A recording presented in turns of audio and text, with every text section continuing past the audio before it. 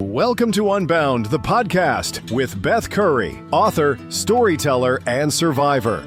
This is where books meet real life, where Beth reads chapters from her work and breaks free from the traditional audiobook format, diving deeper into the personal experiences, lessons, and liberation behind every page. Nothing is off limits. Let's get unbound. Hey, welcome back to Unbound. I'm Beth Curry. Today's chapter is called 29 Years, and it's about my husband Brian's memories of Mom. He has known her nearly as long as he's known me, and his perspective offers something different from mine. Not so much a daughter's complicated relationship, but the observations of someone who chose to love her through decades of family life. This chapter is a bit lighter than the last few. It's about a relationship between a man and his mother-in-law built on small moments of humor and mutual respect. 29 years. I find it uniquely revealing seeing your parent through the eyes of a person who chose to love you. Brian, my husband of 27 years, but who Mom has known for 29, has known Mom nearly as long as he's known me. He's witnessed her transitions from working mother to doting grandmother, from church administrator to retiree, from sharp-minded conversationalist to someone navigating cognitive decline. While my memories of Mom are layered with the complexities of a daughter-mother relationship, Brian's perspective offers something different, the observations of someone who came to love her, not by blood obligation, but through everyday moments over decades of shared family life. Today, I've brought along a list of Brian's memories to share with Mom. He's offered them as bullet points, brief snapshots rather than elaborate stories, but each one encapsulates something essential about the woman who became his mother-in-law nearly 3 decades ago. Brian wanted me to share some of his memories of you, I tell Mom as we settle into our chairs in the lobby at Willow Grove. Brian? She repeats, eyebrows raising slightly. Today seems to be a moderately good day, not her sharpest, but there's recognition in her eyes at the name. She doesn't usually question Brian. My husband, I clarify gently. Crew's dad? Oh, Brian! Her face lights up with genuine warmth. The tall one. Is he working today? I smile at this simple but accurate description, and most of us are tall ones compared to Mom. Yes, he is. He's been thinking about you and remembering all the good times.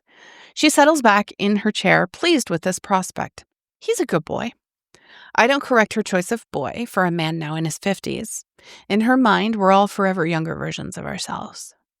Do you remember our trip to New Jersey? I began, selecting one of Brian's more vivid memories. We all went to Wildwood together. You, Dad, Brian, Crew, and me. We rented that house near the boardwalk. Mom's brow furrows in concentration. The beach, she says finally, with all the rides. That's right. The boardwalk had all those amusement rides that Crew loved. It was our big family vacation. We drove, she adds, another piece slotting into place. Such a long drive. Dave got impatient with the traffic. This detail, so characteristically accurate about Dad's driving temperament, but inaccurate as Dave didn't drive at all on this trip, makes me smile. It was a very long drive, but do you remember what happened with Crew on the boardwalk? She looks at me blankly for a moment, then something shifts in her expression. He got hurt. Oh, the poor little thing. Well, he wasn't badly hurt, I clarify, but he had been having stomach pain all day. We later figured out it was from eating too much Activia yogurt. But when we were headed to dinner on the boardwalk, he tripped and fell. Mom's eyes widened suddenly. His spleen, she exclaims, the memory returning with surprising clarity. I was worried he burst his spleen.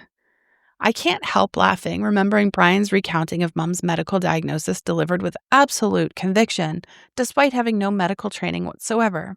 Yes, you were sure he'd burst his spleen from falling. You were very concerned.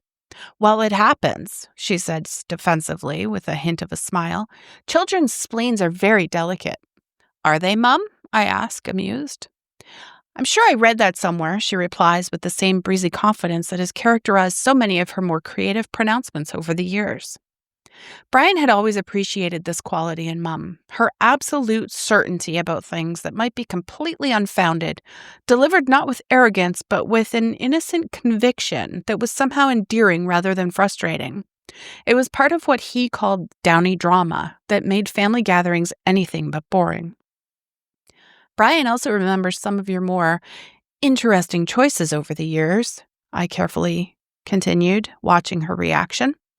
Things you said that sometimes came out sounding different than you intended. Her expression turned suspicious. What things? Well, there was a time when you were trying to eat a rather large hamburger, or maybe a hot dog. Do you remember what you said about it? She shakes her head, looking genuinely puzzled. You said, "It's not the amount of meat that concerns me, it's getting it all into my mouth that does." For a moment she looks confused, then understanding dawns, followed by a burst of laughter so genuine and uninhibited it startles both of us. It's a glimpse of the old mum, the one who could always laugh at herself, who was never too proud to be the butt of the joke. "Did I really say that?" she asks between chuckles. "You really did." Everyone at the table froze for a second, and then Dad and Brian started laughing so hard he nearly choked on his drink. "Oh my," she says. "I never realized. Goodness." This was another quality Brian had always appreciated about Mum, her complete lack of pretension. Mum had a refreshing genuineness about her. She spoke usually without calculation, laughed freely, and never seemed concerned about maintaining a perfect image during family time. Brian also remembers how happy you were at our wedding, I continue, guiding us to another memory. Her smile turns soft, nostalgic. "It was a beautiful day. You were so pretty." "You were very excited about it," I prompt. "Any idea why?" She considers us for a moment, then her eyes twinkle with mischief. "Well, you two had been living together quite a while by then." "I don't know what you are implying." I laugh, recalling Brian's exact words. "Probably because we were no longer living in sin." Mum's religious convictions had never manifested as judgment, but there had been a palpable relief when Brian and I finally made our relationship official in the eyes of the church. "That might have been part of it," I acknowledge, "but I think you were also just happy because you always liked Brian." "Of course I did," she says, as if this should be obvious. "He was good to you and funny. Your father liked him too, right from the start." This alignment of parental approval had meant more to both of us than we probably appreciated at the time. Unlike some of my friends whose partners faced ongoing scrutiny or outright disapproval from in-laws, Brian had been welcomed into the Downey family with genuine warmth. "You were always so generous with your time after we had crew," I remind her. "Brian remembers how much you loved to babysit." Mum's face lights up at the mention of her grandson. "Such a good baby," she says fondly. "So serious, watching everything with those big blue eyes."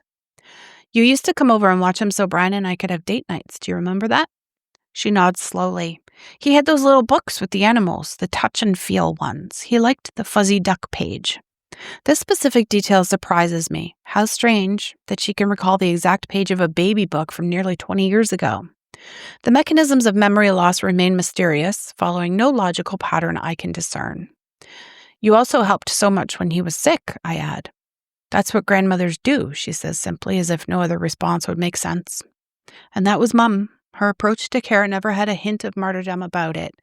She helped because it was what you did for family, without expectation of praise or reward. Brian had observed early in our relationship that this quality wasn't universal among parents or in-laws, this unshowy, matter-of-fact generosity that formed the bedrock of how Mum moved through the world. "Do you remember our cruise?" I ask, moving to another of Brian's memories. "The one where you, crew, Brian, and I all went together?" She furrows her brow, reaching for this more recent memory. "The big boat," she says finally. "I think I remember." "Yes, and there was a huge buffet. Do you remember what happened there?" She shakes her head, the details apparently beyond reach. "You got lost," I remind her gently. "The buffet was arranged in a big circle, and somehow you got separated from us. It was quite funny." "I wasn't lost," she protests, a flash of her old stubborn independence surfacing. "I was just exploring." I smile at this characteristically mom-like reframing. "Well, you explored for quite a while." Her expression suggests she doesn't fully recall this incident, but she's willing to accept it happened. "I've always had a good sense of direction," she insists, despite evidence to the contrary. "You also had a bit of trouble with the ATM on the ship," I continue, referencing another of Brian's memories. "ATM?" she repeats, the acronym seemingly unfamiliar to her now. "The machine where you get money," I explained. "You were trying to get some cash for the casino, but something went wrong with the machine." She frowns, clearly not recalling this incident this time. I think you told a ship employee that the machine ate your card. There was quite a commotion about it, and you had to try to reach Dad. She looks mildly offended at this suggestion or confusion or forgetfulness, an irony not lost on me given our current circumstances. Well, those machines can be very complicated, she says defensively. Brian had labeled this memory old lady nonsense, a phrase that feels uncomfortably prophetic now. The confusion that had been an isolated, amusing incident then has become a constant companion in Mum's current reality. Yet even in the early stages of her cognitive decline, there had been a consistent quality that Brian had identified, always looking at the bright side of things. Brian always admired how positive you stay, even when things go wrong, I tell her. He said you always find the good in every situation. This observation brings a genuine smile to her face. Well, what's the point in focusing on the bad stuff? Doesn't change anything, does it? No, it doesn't, I agree. Though you did have your moments of frustration, Brian remembers your favorite expressions when you were annoyed. She looks at me questioningly. Pink and blast, I remind her. Those were your go-to swear words. She laughs in recognition. Dave and I didn't like bad language, she explains, especially around you girls, so I had to get creative. This small adaptation exemplified so much about Mum, her respect for Dad's preferences, her commitment to setting a good example for her children, and her creative problem-solving approach to life's challenges. Instead of chafing against the restriction or ignoring it entirely, she found her own uniquely mom-like solution. Substitute words that satisfied the emotional need to express frustration without violating the family standard. As we continue through Brian's list of memories, I'm struck by the portrait they collectively paint, not just of Mum, but of the relationship she and Brian built over nearly 3 decades. It wasn't the close bond she shared with Dad or the maternal connection she had with Jen and me, but something uniquely its own, a relationship built on small moments of humor, understanding, and mutual respect. Brian hadn't just tolerated his mother-in-law or maintained a polite distance. He genuinely appreciated her unique qualities, her unfiltered commentary, her enthusiastic engagement with life, her unfailing generosity, her bright side perspective. He'd seen in her the origins of qualities he valued in me, and he'd recognized the gift of having in-laws who welcomed rather than merely accepted him. We talked for nearly an hour, moving through Brian's memories, with Mum sometimes recognizing the incidents described, and other times listening with polite interest to stories that might as well be about someone else. As she tires, her responses become briefer, her focus less steady. Recognizing the signs of fatigue, I wrap up our conversation. Brian wanted me to tell you how much these memories mean to him, I say, taking her hand. 27 years of being part of this family has given him a lot to be thankful for. Mum squeezes my hand in return, her grip surprisingly strong despite her frailty. 27 years, she repeats, seeming to grasp the significance of the number. That's a long time. It is, I agree. We celebrated our anniversary last September. She nods, processing this information, then, with unexpected clarity, she says, Brian is a good man, the best husband for you. The simplicity of this assessment brings tears to my eyes.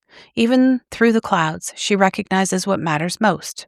Not the specific memories or shared experiences, but the essential truth of who Brian is and what he has meant to our family. He takes care of you, she continues, her gaze suddenly sharp and present. That's what I always wanted, someone who would see how special you are and who would support everything you do.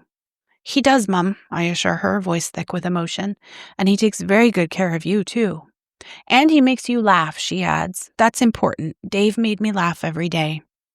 This comparison to her own beloved marriage feels like a blessing of sorts, her highest form of approval. For all the complexity of relationships, all the potential pitfalls of in-law dynamics, Mum had approached her role in our marriage with the same straightforward warmth she brought to every aspect of life. Welcome fully, love generously, find joy where you can. I'll tell him you said that, I promise. It will mean a lot to him. Her eyes begin to drift closed, the effort of conversation finally overtaking her. I sit with her for a moment as she dozes off, marveling at this moment of perfect lucidity emerging from the general confusion of our visit. Even as so much else slips away, her ability to recognize and name love remains intact, not just the love she's given and received throughout her life, but the love she witnesses in others. My mom and dad modeled good marriage and taught me the most important thing. They taught me how to love well. Not the showy kind of love that demands attention, but the everyday kind that shows up consistently, that makes room for people to be themselves, that forgives quickly and laughs often. Of all the legacies she might leave, the faith she lived so genuinely, the service she offered so generously, the joy she found so readily, perhaps the most meaningful is this. She showed us how to love well without fanfare or complication, but with a consistency that made it seem as natural and necessary as breathing. 27 years into my marriage, I'm still learning what that means. He still looks at you like you're the only person in the room, she'd once said. And in that simple observation, she captured everything that matters. Brian's perspective. What I love about Brian's memories is how different they are from mine. I carry all the weight of being mom's daughter, the complicated history and the expectations, the role reversals, and Brian just gets to appreciate her quirks without that baggage. When she was convinced the crew had burst his spleen from tripping on the boardwalk, I probably would have been annoyed or embarrassed, but Brian found it endearing. In hindsight, it was funny, but wow, it was pretty dramatic when it happened. Children's spleens are very delicate, she says, with absolute conviction, despite having, absolutely no clue.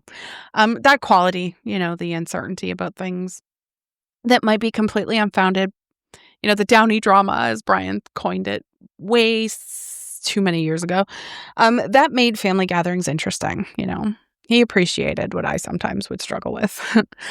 Mom's comment about the hamburger, oh, yeah. I remember Dad and Brian laughing so hard. These happen to Mom a lot, that's what she said moments, She, I don't know, if some of them were intentional or not. I don't think so. It just always kind of happened that way. And now, of course, my boys do that to me all the time. So that's fun. But I love that, Mom never, in family situations, she didn't really need to maintain a perfect image, right? She'd just laugh at herself. And that's a gift, being able to laugh at yourself and not take yourself too seriously. I really, truly wish that I was better at that myself. The moment that got me in this chapter was near the end when Mom had that kind of flash of clarity saying that Brian was the best husband for me. Even through all that kind of fog, she could see what mattered. Not specific memories, but just the essential truth of who Brian is. And he makes you laugh. That's important. Dave made me laugh every day. I think comparing Brian's place in my life to Dad's place in hers really means a lot to me. I think it's a blessing on our marriage, I think I'm just going to move on to questions so I don't start crying. So the first one is from Lisa. In Signs Along the Way, you talked about all the signs from your dad, the Bruins room, scenic woods, the Blue Jays. Do you still get signs from him, or did they stop once you got settled at Willow Grove? Great question. They haven't stopped. They're more subtle now, maybe.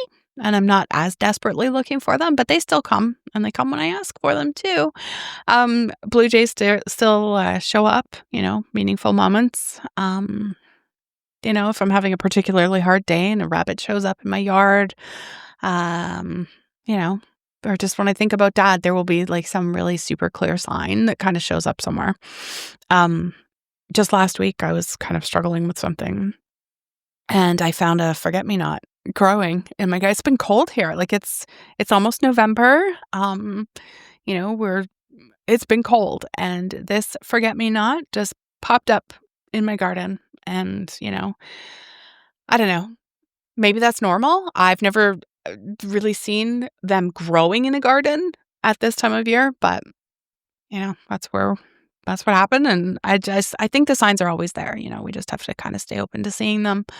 Next question is from Carol. Reading about your dad's death and the aftermath made me so sad. My husband died 2 years ago, also suddenly, and I'm still sorting through his things.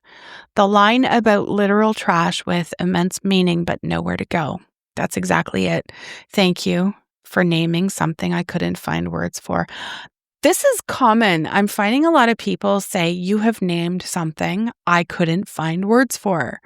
You've labeled it. You've put the words out there. I'm glad that I've been able to do that and help people. I'm really so sorry about your husband, Carol. I'm glad that line resonated, even though I hate that you understand it so intimately. Um, that feeling of holding something that meant the world to him or to you two together and realizing it's just an object now, it has no value to anyone else, but throwing it away feels like erasing him. I don't know. Hate it. It's just a weird thing that I guess we all have to experience. I kept so little from their house. I physically, I couldn't keep most of it, but the guilt of letting the stuff go and of deciding what deserved to be saved and what didn't, that was pretty brutal. It's got me really looking into Swedish death cleaning. I got to get my shit together and literally throw everything out of my own stuff so that, nobody has to do this for me. Anyway, Carol, 2 years out, are you finding it any easier, or is it still kind of that same impossible wait? I know you can't really talk back to me, but you can message me if you want. Next message is from Dan. I read your book and I thought maybe you could use my comment for the chapter about Brian and your mom. Yes, here we are. Your mom's comment about Brian, he makes you laugh. That's important. Dave made me laugh every day. That made me think about my own marriage. We've been together 15 years and I can't remember the last time we really laughed together. Reading your book is making me realize what I'm letting slip away while she's still here. Wow, thank you for sharing that. And I hope it's not too late to reclaim that laughter. Mom and Dad, they had their struggles like any couple married over 50 years, like any couple married over 1 year. They prioritized joy. They chose to find humor in daily life and they made each other laugh. That's a choice, I think. It's not always an easy one, especially when life gets hard, but I think it's a choice that matters. If the book is making you aware of what you're missing, maybe that awareness is the first step to choosing differently, Talk to your wife, tell her you want more laughter. Ask her what would bring her joy. It's not too late. It's not. It's never too late until it is, but it's just not too late for you right now. Dan, this is not about you specifically, but just generally speaking. I love and live in a unique way within relationships. And what I do know without a doubt is that if you don't make effort every single day, not just when things are easy, but especially when they're harder, your relationship likely won't survive. I've seen it. I've seen people give up or pack it in when things get their worst. That isn't love to me. Love is showing up all day, every day, even when you don't want to, even when you think you can't. If you can't do that for the person you say you love, do you really love them? I know that sounds harsh, but I think it's a valid question that people should be asking themselves. How can you say you're in love with someone you aren't willing to put any effort into? Right? You're a team. And it isn't 50-50. It's 100-100. So that's all I will say on that. If you have any questions or comments, you can send them to unboundwithbethcurry@gmail.com or join the Facebook group where I would like to discuss these episodes as they're released. If you want to support the show, ko-fi.com/unbound podcast. I've had some people ask me if it's just subscription only. No, you can do one-time support, any amount you want. So yeah, that's it. You don't need to subscribe to anything, to monthly anything. You can literally send me $2 and forget about me forevermore. Thanks for being here. Thanks for sharing your stories with me, and I will see you in the next episode. Thanks for listening to Unbound with Beth Curry. Join the conversation in the Facebook group or visit authorbethcurry.com. Want to support the show? Head to ko-fi.com/unbound podcast. Until next time, stay unbound.